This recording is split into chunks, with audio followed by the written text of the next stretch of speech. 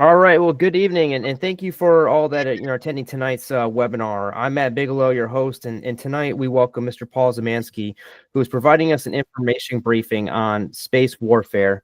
This is part of a new series that I'm doing through my podcast, Square in the Circle, involving the ever-changing character of war. And so, background on Paul, and I promise not to take up too much more time, so I can give Paul the ample amount of time. But Paul is the president of Space Strategy Center. He's an expert with 50 years of experience in space warfare theory, policy, doctrine, strategies, and tactics. He has worked directly with multiple services and organizations to include the U.S. Air Force, the U.S. Navy, NASA, FEMA, and DARPA.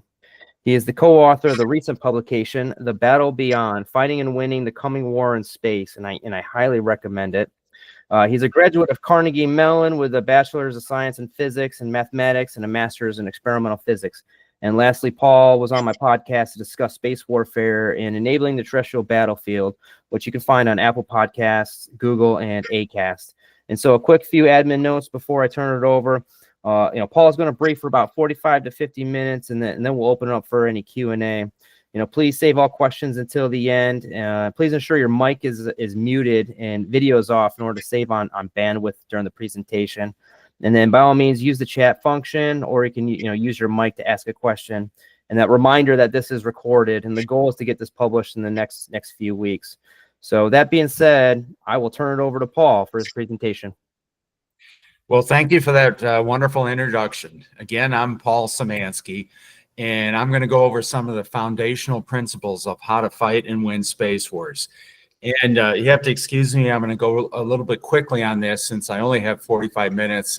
If I tell you a lot of the stories, it'll be like an hour and a half, 2 hours. But anyway, I'll discuss who I am, the past history of space warfare, some basic principles, and then talk about the space war that happened over Ukraine in 2014. I can mathematically prove that happened. Some lessons learned, what's been happening over Ukraine recently, and then we'll leave the floor open to questions. So I already mentioned 50 years experience fighting space wars. Many consider me the father of space warfare doctrine. And I have done this briefing close to 200 times in 23 countries around the world, allied countries. And so some have said that I'm the first original space mercenary, much like Boba Fett. And then some of my publications are required reading, U.S. Space Force officer training classes. And then I have on LinkedIn a rather large space warfare discussion group, unclass, of course. And you're welcome to try to link up with me there, and I'll put you on the weekly distribution list. So as mentioned, I've been around the block, briefing all the way from the National Security Council down to the labs. Again, I'm going to go quickly in a lot of this. And so as an introduction, what's the history of space warfare? Well, it goes back, at least science fiction, to Roman legions attacking the moon. As Lucian's true history. I suppose they had giant spiders they had to deal with. You have Frank Tinsley, who has ASAT, stands for anti-satellite. He had all these sci-fi kind of things a year after Sputnik. And if you want a copy of this briefing, just ask Matt. If you can click on these links and find the references and so forth. And then again, just 2 years after Sputnik, we have a nuclear anti-satellite weapon developed by the United States. This is the Russians had an anti-aircraft cannon on their Almaz space station, which I'm not sure exactly how that works. There's one thing shooting down an aircraft, and with the word down, all the debris goes down. But if you shoot a satellite coming at you, it doesn't fall down. All the pieces are still coming at you like a shotgun blast. So I'm not sure exactly how that works. I worked the F-15 anti-satellite program as a missile from an F-15 aircraft at the Pentagon in the 80s. The program element monitor there in the Air Force at the Secretary of the Air Force's office said it was actually just a negotiating chip with the Russians' anti-satellite system, which was a shotgun approach. And then there's various Russian anti-satellite concepts. This some sort of blue laser kind of ground base, though it does almost look like it's on the moon. And then they have almost a Frank Tinsley concept of this space fighter taking out satellites. And then, as they say, when I used to live in Maryland, there's more than one ways to skin a cat.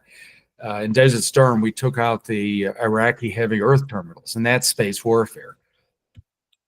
And then actual space, there's been 11 space wars or incidents, whatever you have to call it, since the 1960s. In the 70s, I went to the Federal Communication Commission, Laurel, Maryland. There's a satellite monitoring station, and they said in the 1960s, there was this jamming signal coming off from the East Coast that jammed the ComSat satellite for several days, and they figured it was a Russian trawler. And for a lot of these things, I don't know why the Russians would do that. And it's probably in response to something we did. And then maybe we responded afterwards. Who knows? The CSAT is a NASA satellite that we had a NASA employee was hired by the company I was working for, a think tank. And he said it is a simple satellite that measured wave height of the oceans. But when they turned it on, they said, oh my gosh, we can see submarines operating at, their normal depth. It just sort of wiggled the waves, and you'd see this line in the ocean pointing to where the submarine is. And so it negated 1/3 of the United States nuclear triad. So according to him, NASA faked its death. But decades later, when I'm working at the Satellite Assessment Center here in Albuquerque, New Mexico, they would take sort of fuzzy images of it, and it looked like it was all bent out of shape, so something had been attacked. So I don't know what exactly happened there. And then in the 1980s, for about 6-8 months, every time the United States tried to launch a satellite, the missile would fall into the ocean, and the same with the Russians. So it looked like there was some sort of tit for tat going back and forth there. Not sure. I mentioned the Desert Storm attacks.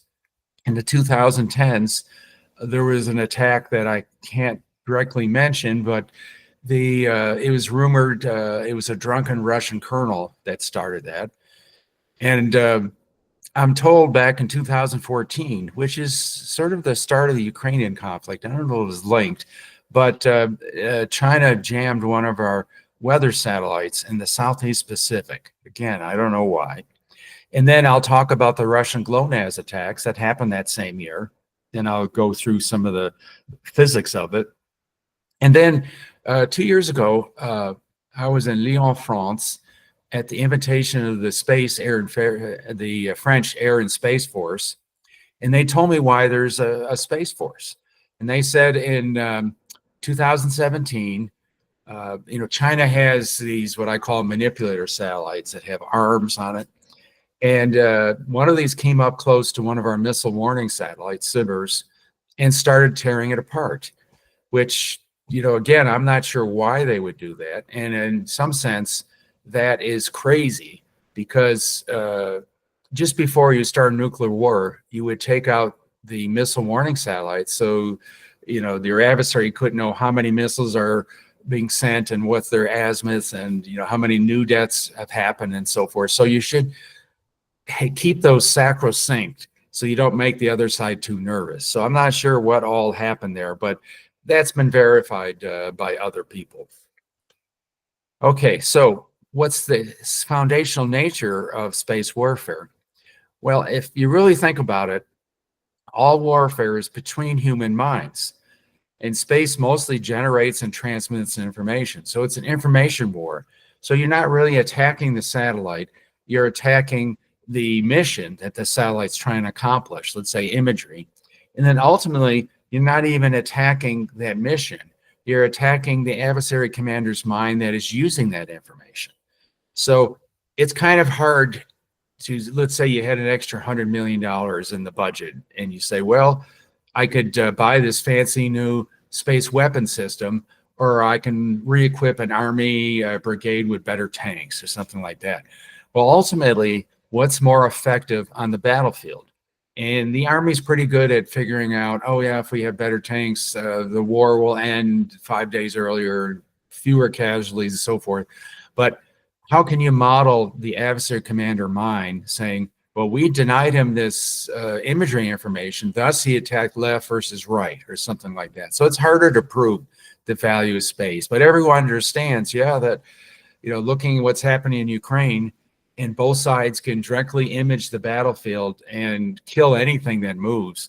I think you almost get to the point that it's like one of those 1960s Star Trek movies where you fight in space, and if you lose, there's no sense fighting on the ground because you'll lose on the ground. I mean, how would the United States prosecute a war in the Western Pacific if it didn't have, the communication satellites? I'm sure the Navy carrier battle groups don't have troposcatter communication anymore.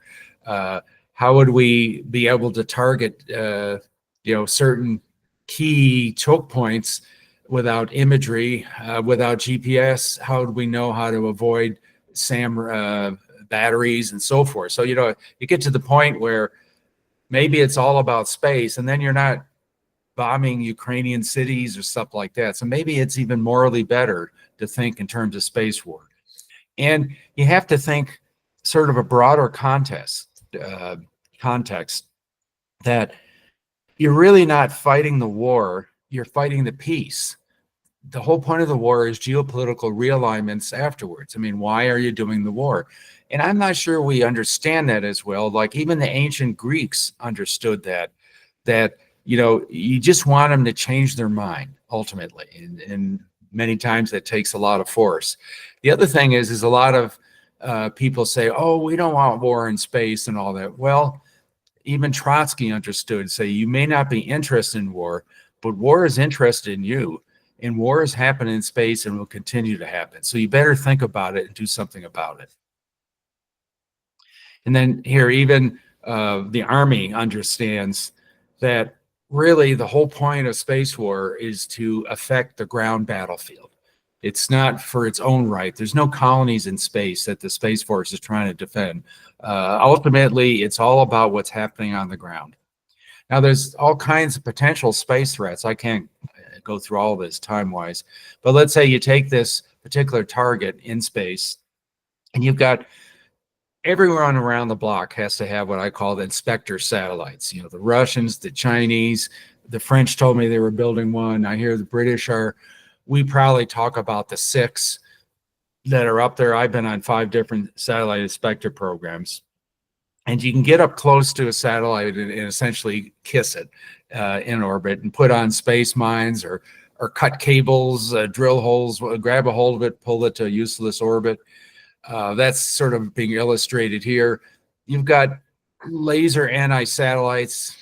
I don't know how effective they were. They're certainly not effective on the ground because it takes 30 days for all the targets to come over. And you have to hope there's not, cloud cover and so forth.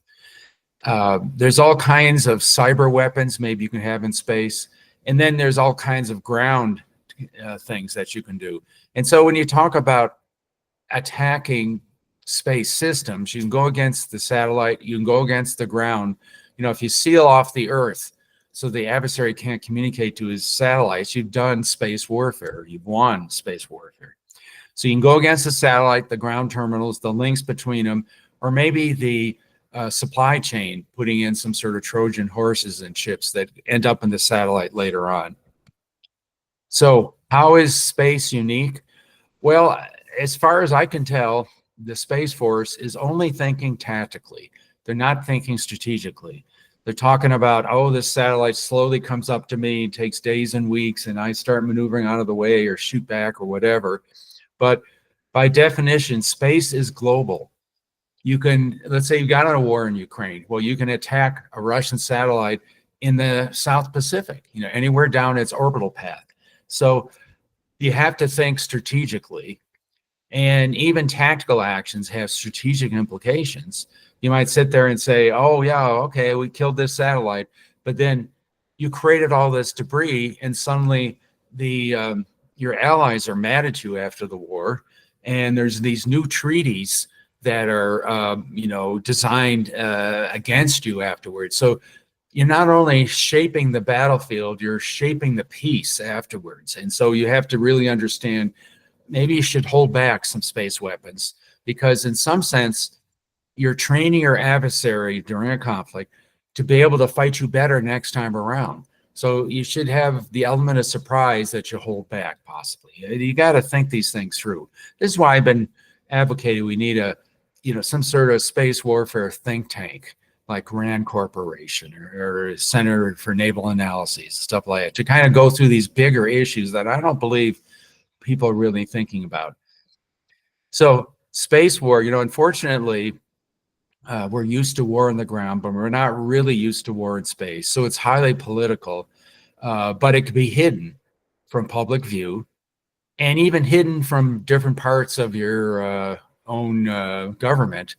I mean, if the U.S. Space Force attacked a satellite, are they going to tell the State Department? I doubt it. But I already mentioned there's peacetime consequences, whatever you do up there. And then the other thing of rule is that you have to fight with what you got at the time. My simulations have shown a real big space war is over with in 24 to 48 hours.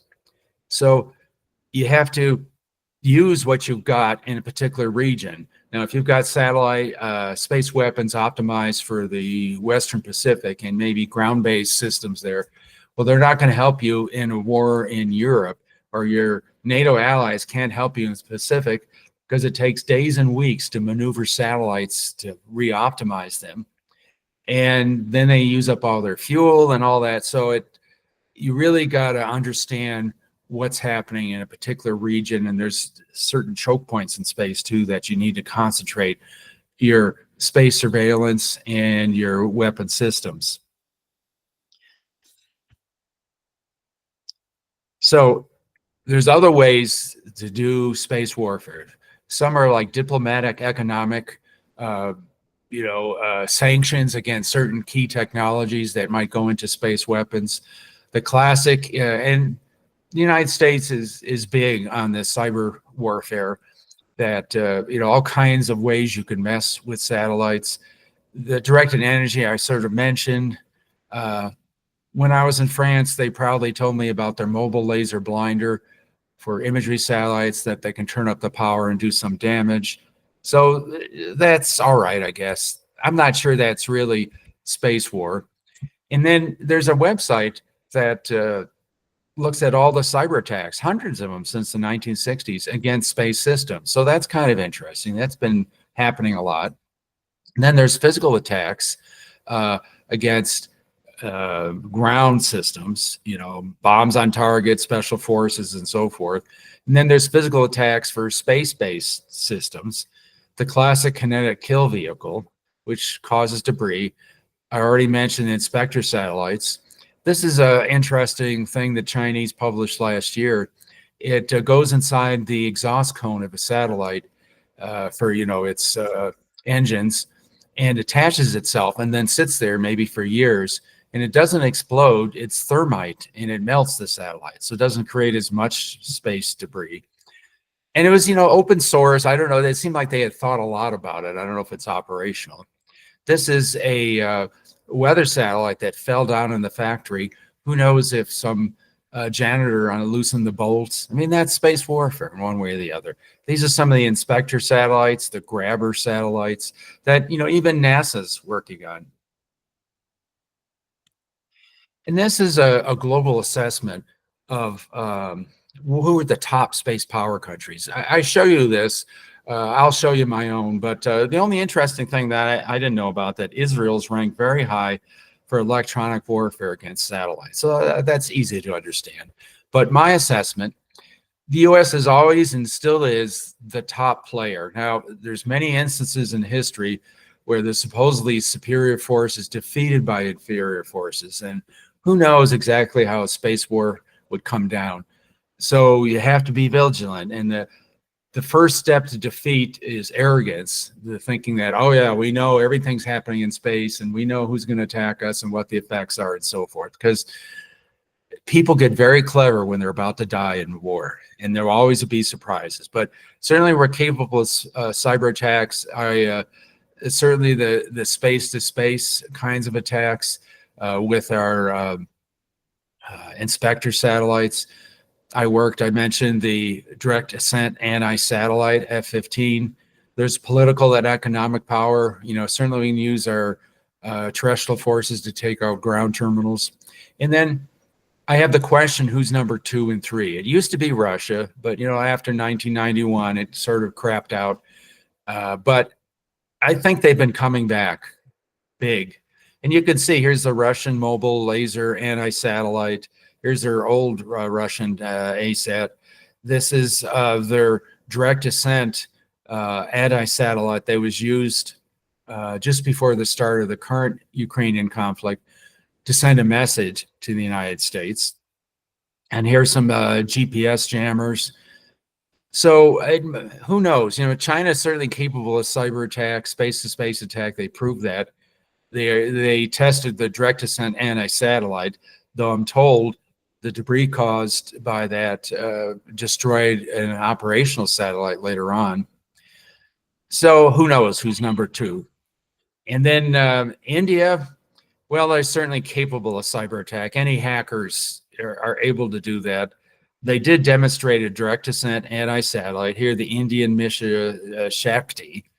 And I list this as sort of a pride thing. I mean, if you're really going to go against hundreds of Chinese satellites, you would need many more hundreds of these direct ascent anti-satellites to really do the job. And you'd probably have to have them based worldwide and all. It's a hard thing to do. I think it's just something to show that, oh yeah, we're as big as you guys are.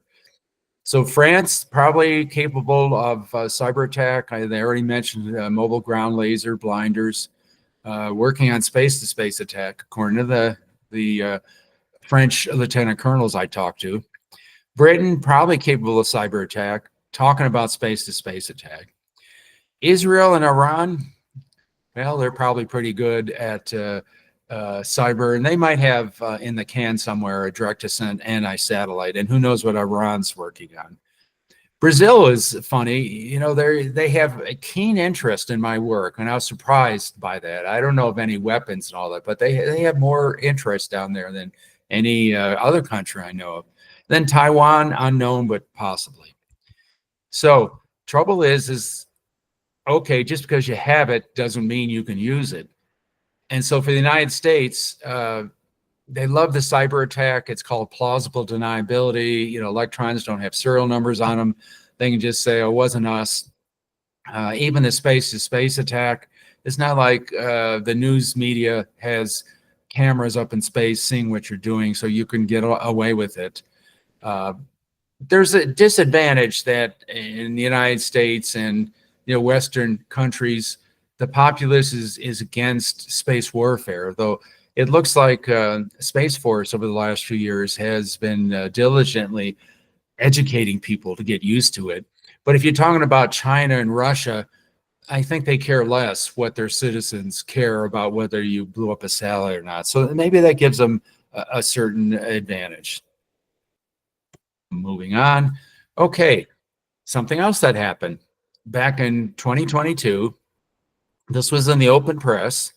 One of the Chinese manipulator satellites supposedly took one of their geosynchronous satellites called Badao and pulled it out of orbit into graveyard orbit. Now, the Chinese claimed that this was a defunct satellite that broke after they had launched it, but they acted in a very suspicious manner. And that is, the manipulator satellite grabbed it, pulled it to what's called supposedly a graveyard orbit, but they did it during daylight, so our optical imagers couldn't see what was happening. They're blinded by the sun.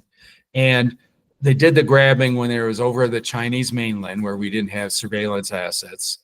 And they told it many degrees across the geobelt for no apparent reason. And, fuel is everything in space. So you're wasting delta V fuel there and taking it away from someone else who's might want to look at it. So they put Badao to 3,000 kilometers above geo, which graveyard orbit is plus or minus 300 kilometers. Why did they go 10 times that amount? Unless they're trying to hide something. So I think they were essentially, the other thing too is right at that time, 2 days before the Chinese started moving this Badao, supposedly dead Badao, the U.S. proudly announced the launch of 2 more of its Inspector satellites. So it appeared to me they were worried that one of those Inspector satellites would, find out what this supposedly dead Badao was doing. And I'm theorizing that the Chinese faked its death years ago. It was drifting around the geosynchronous belt, probably doing signals intelligence, imagery. Maybe it had a little space weapon on it, maybe dropping off space mines. I don't know. And when the gig was up, when they knew they would get discovered by these new GSAP satellites that the U.S. launched, they decided to get rid of the evidence. And, the reason why I could readily believe that is 35 years ago, I was on a program to do the very same thing. Put up what appeared to be a dead rocket stage drifting around the geosynchronous belt, but it had all sorts of capabilities. Now that I helped kill that program years ago, but that never went up. But nothing's new under the sun. So prime war-winning characteristics: space situational awareness, space domain awareness. That's true of ancient Greek warfare or modern warfare. Just knowing not only the adversary status, but the status of your own forces. Surprise, quite frankly, is very easy in space. It's very easy to hide things, and especially if just before the conflict starts, you start electric thrusting, and that ruins all the orbital dynamics algorithms, and they don't know who's what. This is a 1970s patent for a stealth satellite. You could look that up. So pre-conflict positioning, since the war can be over with very quickly, you've got to fight with what you got at hand at the moment. And you might do theorizing.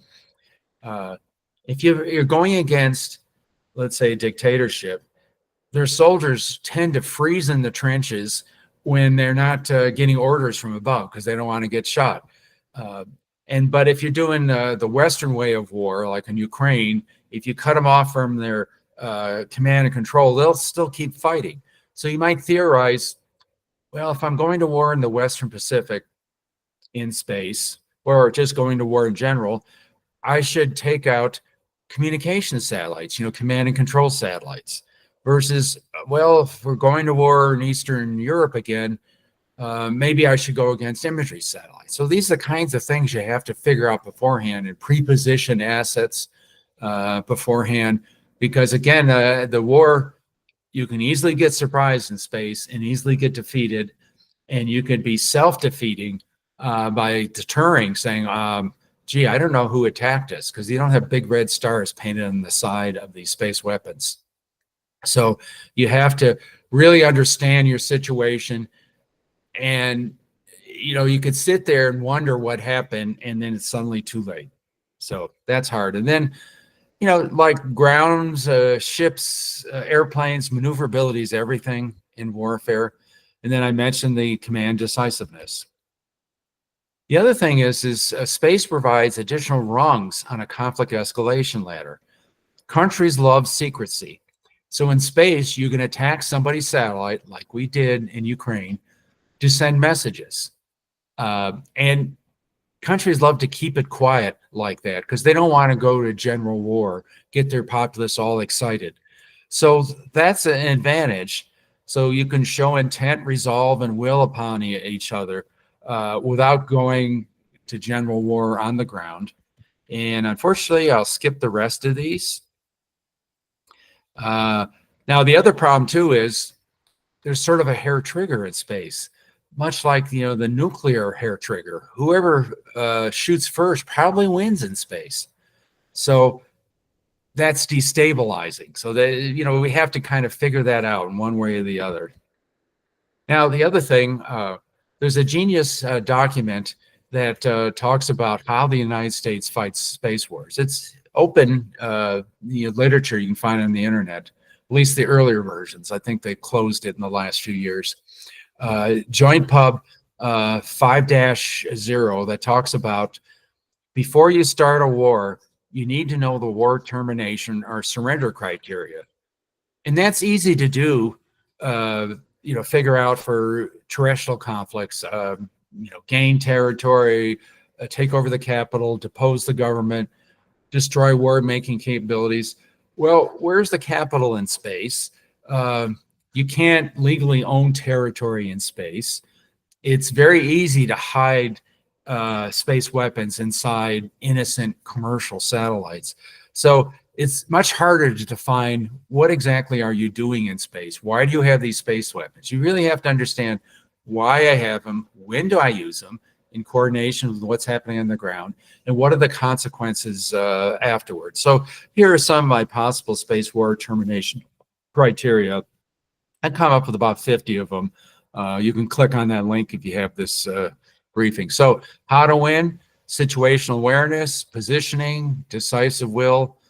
Well, doctrine. What is a good doctrine for space? I have some ideas, but who knows? I mean, when you look at World War II, Blitzkrieg warfare, Heinz Guderian, who did the Blitzkrieg, he didn't even sit in a tank until 2 years before the war started. And the Allies on the Western side had 17 times more tanks than the Germans and better tanks, yet they still lost because of better tank doctrine. So what's the best space doctrine? You really have to worry about that, because some podunk country has hackers who can hack satellites. I'm sure they get a little bit more information. They have lasers that they can use. I mean, there's all kinds of funny things that you can do. So then you have to define winning. Both sides can say, oh, I won. I killed all your imagery satellites. No, I killed all your communication satellites. What's better? Who knows? And then I keep emphasizing these war consequences. And even Sun Tzu from 2,200 years ago, tactics without strategy is the noise before defeat. You got to really understand why you're here and what are you doing. So uncertainty and confusion leads to self-deterrence. That's how you lose. You've got great space weapons and assets in the wrong position. You win the war, but lose the peace. Maybe you lose it on the ground if they take out all your abilities to communicate with space. But if you're not, lots of times you can win all the battles and lose the war, or win all the battles, win the war, but lose the peace. I mean, you've got to think of that bigger pictures. So there's all kinds of critical questions, but I'll ignore those at the moment. So what happened in Ukraine in 2014? Well, this is a timeline of what's been happening in space, what was happening. And then April that year, the Russian GLONASS, their GPS system, had a system-wide failure of all 24 satellites. Now, that was not a military attack as much. There was a message being sent to Russia: stop what you're doing in Ukraine, or we'll keep attacking your satellites. Now, the trouble with this messaging is it has to be subtle, so the general populace doesn't know what happened, but it's got to be dramatic enough so that the political leadership on your adversary's side understands they were attacked. And obviously they didn't think that. So 2 weeks later, they were attacked again. And then there's a bunch of other attacks back and forth. My favorite was a Russian launch vehicle that was launching a heavy telecommunications satellite for covering Ukraine. It fell on a Chinese village just as Putin was conducting a diplomatic visit to Beijing to sell Russian space capabilities. Now, I can't claim I have knowledge of that happened, but it seems awfully circumstantial. So there's a whole bunch of attacks going back and forth. Even the European Galileo, their GPS satellite system, launch failures. Again, I can't prove that. But what really happened, and this was in the open press, it looked like the Russians got PO'd of the attacks on their GLONASS satellites and used combined arms tactics and took the space war down on the ground and attacked the American banking systems. You could look it up. 6 major banks in Manhattan had, I think it was like 60 million bank accounts and stock accounts you know, removed the information removed. And at the time they said, oh, that was coming from Russian servers. But then, a few days later, you hear nothing about it. But only 1 week later, that suddenly there's this sort of fake truce, peace deal. And so, and you could see during that time, Obama stopped talking bad about the Russians. So I interpret that to mean that we lost that space war because the Russians took it to the ground. Now, just as an aside, I was job interviewing at the Pentagon, and I didn't have a security clearance in an unclassified room. They told me, "Oh, we're thinking of attacking Russian satellites." And 4 days later, suddenly the Russian GLONASS satellites start blinking out. Now, let me go over that, the physics of it. This is a map. This is England here on the left, English Channel. This big red dot is a user using the Russian GLONASS satellite receiver. But these blue triangles are telling him that he's actually in the middle of the water. So somehow they messed with the atomic clock or something like that. I don't know how it was a cyber attack. So it was useless. But they published the actual date and time. Every one of these Russian GLONASS satellites blanked out. And it's like, well, I'm a rocket scientist. I have all these orbital elements. Where exactly on Earth were these GLONASS satellites when they started blanking out? Now, if you, this is, an orbital map. These are telling you the orbits, these ellipses. In Alice Springs, every time a Russian GLONASS satellite came over, it blinked out. And this is showing you the dotted white line is when it's within view. And it started exactly 6:30 a.m. local time. And if there were several Russian GLONASS satellites within view, they would blink out in numerical order.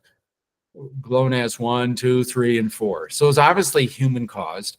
And, I've been to these sites, and they come in at 6 a.m. and get their coffee, and at 6:15 they do test runs, and at 6:30 they push the big red button, all that.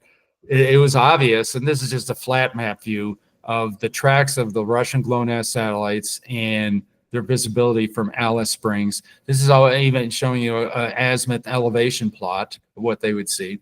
Now, Pine Gap is, you could look that up on the internet. It's a 1960s based NSA listening site. It's open knowledge. I mean, the Australians made 3 different movies out of it. Here's the aliens attacking Pine Gap. Here's the Google Map version of Pine Gap. And the U.S. proudly talks about their electronic warfare system against satellite communications, a counter communication system based here in New Mexico. So I don't know if that was there in Australia or something else was used. So conclusions, there was all kinds of Russian satellites failing just over 4 months, statistically unusual. I could prove through the orbital dynamics, the attacks from Pine Gap in Australia. The rest are circumstantial, and that's, I suppose, the problem and the beauty of space warfare. You never know for sure what happened. So there's like a lot of messaging going on. So what I'm saying here is that I'm not sure it was really thought through. Strategically, you can attack those GLONASS satellites anywhere on Earth just about. It could have been on an American destroyer in the South Atlantic. So, or quite frankly, you could put these cyber weapons on top of embassies around the world, and no one would be able to figure out where it's coming from, instead of coming from one place that, quite frankly, anyone on the street who knew a little bit about orbital dynamics could prove that it was an intentional attack. So you have to really think of the bigger picture and the consequences, is what I'm saying there. So what's been happening lately? First day of the war, the Russians used asset-saying cyber attack against VSATs, communication satellites that the Ukrainians were using. Tens of thousands lost access to that across Europe. Even I think it was like 5,000 windmills stopped working. There's been a bunch of jamming with GPS. Here's a map of all the GPS jamming that's been going over Ukraine. I think Elon Musk Starlink satellites were attacked. He gave them to Ukraine, the terminals, and they're helping to kill Russian soldiers. And at one point, Musk talked to Putin on the phone, and he said, "Oh, I didn't know the Ukrainians were using this to put on missiles to kill people. I'm going to stop that capability." So his systems were weaponized. Of course, he knew that. And then they started falling out of the sky. Here's this whole bunch of Starlink satellites. And then, of course, they had the cover story. Oh, it was solar flares. Well, there wasn't particularly strong solar flares, and he's launched thousands of them, never had this issue. So there was about 40 of them fell out on 4th February, fell out of the sky. And then over 2 months, he lost over 200 satellites. So I think they were being attacked, and Elon got the message. Now, Maxar, a commercial imagery provider, was providing imagery, and I am told that was blinded by Russian laser satellites too, or ASATs. So there's a whole bunch of things that have been going on in space. Now, let me tell you the most threatening thing. I don't know if you guys have heard of FOBS. It's the fractional orbital bombardment system. It's a system the Russians invented in the 1960s. And that is, instead of sending ICBMs and nuclear missiles north, they send them in south, go into a partial orbit and avoid American radars and defenses. And a few years back, it was announced that China had FOBs. And we're talking about hypervelocity weapons from space. If you jump, let's say, 2 tons of concrete from space, you're coming down at Mach 26 and 3 times hotter than the surface of the sun. Now, of course, you'd make it more aerodynamic, like this Russian avant-garde system. So the Chinese actually said, "Oh, we have the hypersonic weapons to take out American aircraft carriers." Oh, okay. And here's a picture of their hypersonic DF-17s, I guess. Now, Ukraine. I was told back, it was like, I think 2 years ago, that a deep underground based NATO Ukrainian command center, by deep, I mean 400 feet underground, 40-story building, was taken out by a Russian hypervelocity weapon. Now, one evening, the sky lit up over Kiev in the middle of the night. It was like sunlight, and a security camera caught it. And again, this was open in the news. Here's this bright star coming down. There's a final maneuver. You can see it jettisoning heat shield parts as it's coming down. It's losing the heat. There's, you see a little bit of the heat shields yet, and there's a blinding flash. I don't think this is a meteor the way it's coming straight down. This is a Russian hypervelocity weapon. And if you've got 12 pounds of, a pound of lead going at 12,000 feet per second, it's equivalent to a pound of TNT at hypervelocity speeds. So you don't need explosives. This thing must liquefy the ground and took out that command post. Now, I'm told the current Russian hypervelocity weapons can go 600 feet underground. And now we're talking about a Reshnika. Here's some of their attacks on Ukraine, even an attack on Israel. I just find it hard to believe that Iran claims they have them. But it seems like they're ahead of the rest of us. So in summary, there's additional briefings and documents. I mentioned already there's actually over 30,000 members of my space warfare discussion group if you want to join. And I have 9 books out on how to fight space wars. I even have a novel coming out in a month talking about hypervelocity weapons coming down from space. Now, I forgot to mention these hypervelocity weapons. I theorized if some country like China wanted to dump 2 tons of concrete, facetiously, on every single 11 American aircraft carriers around the world. You're talking about Mach 26, 3 times hotter than the surface of the sun, 100-foot hole in the hull of the aircraft carrier, hitting the cold water, huge steam explosion, sunk in minutes. We're not a land power in the United States. We're a sea power. And within 40 minutes, some country can take us out of the running. I mean, we've had these oceans as barriers so that we can go around the world and do all these wars and it never affects us. But suddenly the oceans become our tomb. We're a sea power. If we don't have the American aircraft carriers or other ships, we're a second-rate power. And that could happen overnight. And suddenly, let's say if China did that, they, first time in history, Mahan control the seas. First time in history, they can control all the world's oceans. And those, all that oil in the Middle East is worthless if you can't ship it out. So I point that out that you really have to control space to prevent something like that happening. So I'm open to questions now.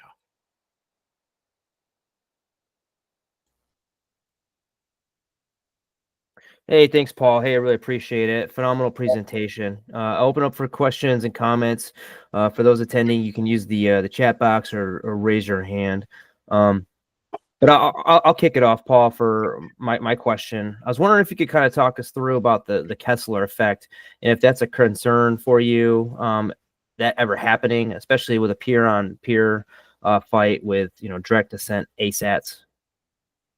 Well, it certainly, I guess, could happen.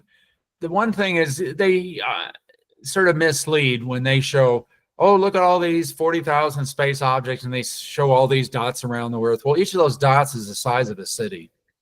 And if you look at a lot of satellites, some of them can be as small as, let's say, a basketball. And if you dribbled a basketball and hit it somewhere on Earth and told somebody, okay, go find it now, well, that's really small compared to the size of the Earth. But then you're talking about, R squared, the volume between here and the moon. There's a hell of a lot of volume there. So certainly a lot of countries, they start out with debris causing space weapons. The US did it, F-15 ASAT. Russians have done it. China has done it. India has done it. But then they all kind of shift. They understand that's not really the way to go. And it wouldn't be good, let's say, in geosynchronous orbit where they'd you stay up there for millions of years. You really could ruin it. Some people have said, well, North Korea can explode a nuclear weapon in space and kill everyone's satellites. And that's true, but the most dramatic thing you can do this century is explode a nuclear weapon. And you probably want a big smoking hole in the ground versus something that theoretically happened in space that doesn't have the emotional value, I guess, or something like that. I suppose that's a concern. And there's, a lot of people saying, well, you got to deorbit, you got to make sure you got enough fuel and all. And there's a lot of satellites up there that are having issues. Some of the spent rocket boosters heat up by the sun, and I guess the gas builds up or something like that, and they explode. So, work diligently on that. But there's really no way you have to really blow things up. I mean, that's kind of what people think about it. But especially these inspector satellites, you can go there and, drill a hole, sort of thing. I mean, I even theorized, gee, if you put a Mylar bag around the whole satellite, it couldn't get solar power. It can't get, communicating back to the Earth. It's sort of dead. Or some of these cyber attacks, imager satellite, point its imager towards the sun and burn out the tube. I mean, I have a whole briefing we could do at some other time of 100 ways to attack satellites without creating debris. All right, thanks, Paul. We've got a question from Charlie. Hey, Paul, Charlie McGillis. So when you talk about space warfare, obviously we know from a warfare perspective, it's all done usually through joint operations and through the combatant command. So how do you think the Space Force is doing by integrating with those combatant commands, and how do you think in a supported and a supporting role from U.S. Space Command? I'm not sure exactly what they've been doing recently. I know in all of the exercises, about 15 of them, where we had joint exercises, the terrestrial forces didn't really understand space. I mean, we had Army generals that thought satellites can hover over the battlefield. And anytime I said, hey, we need some assets to go bomb this satellite terminal, they say, oh, tough luck. You know, we don't understand the value of space.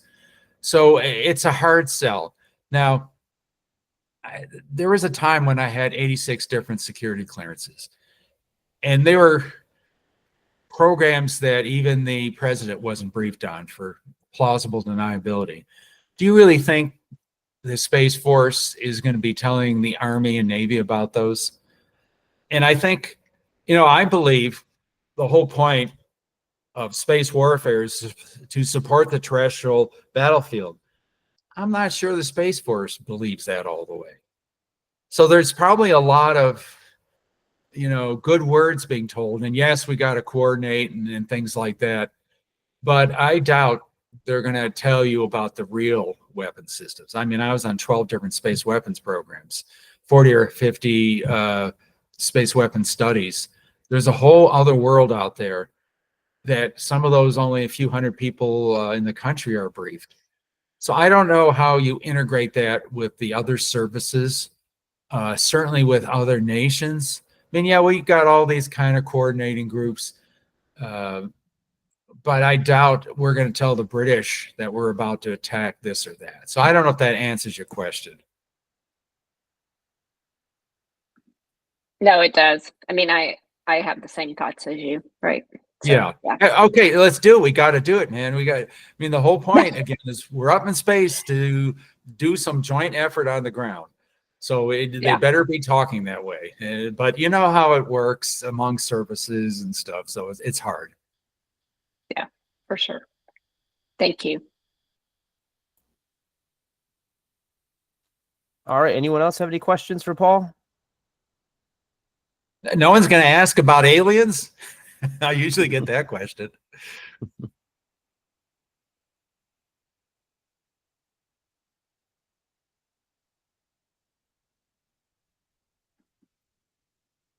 I'm going to ask one just because you did bring it up and it was a one-liner. Sorry, Matt. Nope. Go ahead. Just going to jump in here. No, go ahead. Your one-liner was about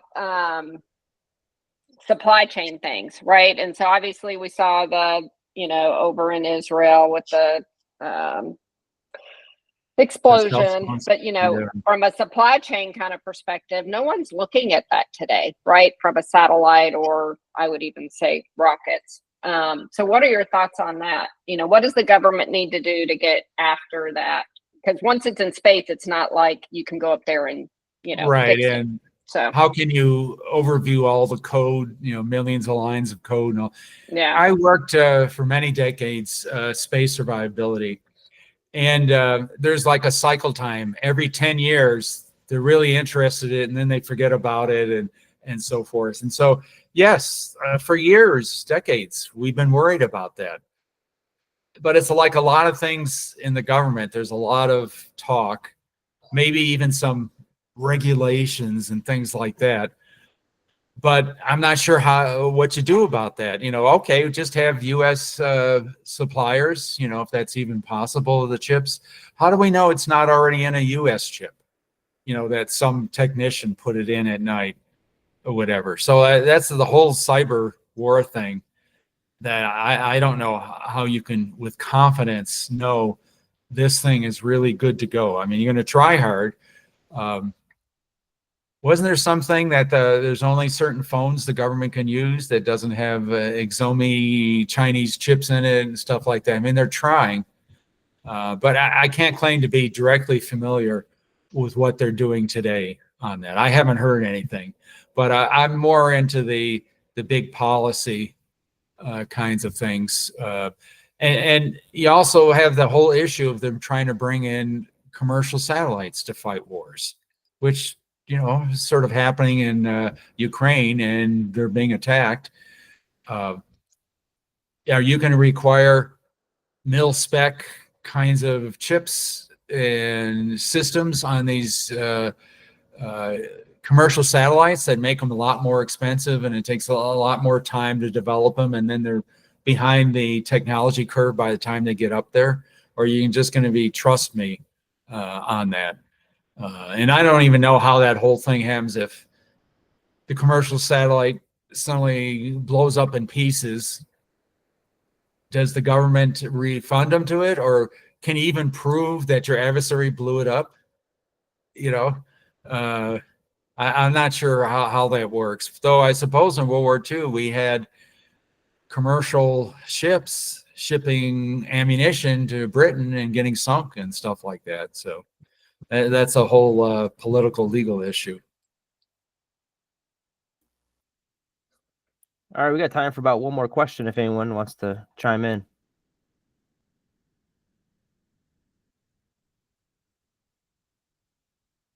Well, I just want to emphasize that there have already been space wars. I can define, like I say, 11. There probably has been multiples of those. There will continue to be space wars. We won't know about it. As they used to say back east, we are fat, dumb, and happy not to know about it. And I guess that's kind of good. It's better to blow things up in space than on the ground. I'm not actually blowing them up, but so it's an area, and you can be, like I say, Machiavellian, that maybe it's better to have war in space than on the ground. And let's keep the debris down. Let's put a bag around a satellite or something. And it's sort of a cat and mouse game going on already with everyone, having these inspector satellites, and you don't know what exactly they're doing, but that's fine. It's like, cat and mouse game during the Cold War, Russian destroyers cutting off American destroyers, sometimes smashing into them. I mentioned the attack on the Russian GLONASS satellites, and a few months later, one of our GPS satellites died in a similar manner, in a way that I've never seen it happen before. So who knows if that was a counterattack of like, see, we can do it too, And then just before the invasion in 2022 of Ukraine, I think it was a week or two before, Russia launched its direct descent anti-satellite against one of its own, I think, meteorologic satellite, just to prove they could do it. And the meteorologic satellites follow the same orbits as, NRO reconnaissance satellites. So they were threatening that. And I think a week or two after that, they said, we're going to go against your GPS satellite. So there's this back and forth threats to, discourage us from doing further attacks. And I don't know if I have no indications that we have, so maybe it worked. But I'm just saying it's here, it's happening, and it will continue to happen. And then just as a footnote here, there's something strange happening about the moon. In all my career, no one cared about the moon. I mean, remember in the 70s, NASA asking the Air Force, so do you want a military base on the moon? And the Air Force like, no, I don't know. It's awfully far away. I guess not. But in the last 5-6 years here at the labs, they have people, last year I was talking to who's developing cell phone technology for the moon. So they go, what the hell are you talking about? The astronauts, you're going to, charge them $10,000 a minute for the 3 astronauts on the moon. And they're putting up surveillance sensors on the dark side of the moon. And what the hell are they all worried about? Now, I theorized, according to the 1967 Outer Space Treaty, you can't own celestial bodies. And China is a signatory to that. But I've theorized, maybe 10 minutes before a taikonaut lands on the moon, they abrogate that treaty and say, okay, now we own the whole moon. Now, to my mind, that's like the Pope 500 years ago giving the whole Western Hemisphere to Spain and Portugal. It's like, well, good luck defending all of that, So that might happen. And then most people don't realize there's over 80 countries around the world that never signed that outer space treaty. Now, maybe Elon could send one of his launch ships to the economic zone in the water there, one of those countries, and launch to the moon, and the country can declare ownership of the moon and lease it back to Elon for 99 years, like Hong Kong. I don't know, what they're worried about, what's happening in the moon, but I find it hard to believe. It's so hard to live there. It's such extreme environment that you're going to be wanting to help each other out more than kill each other, at least for a long time. And it's sort of like, Russia was launching American astronauts to the International Space Station, even though we're sort of at war with them. So when it comes to space, maybe with such a severe environment, that everyone plays nice, I guess. So if there's no more questions, talk to Matt if you want a copy of this briefing. I can email it out. It's all on class. Everything I said is on class. All my security clearances timed out 12 years ago when I retired.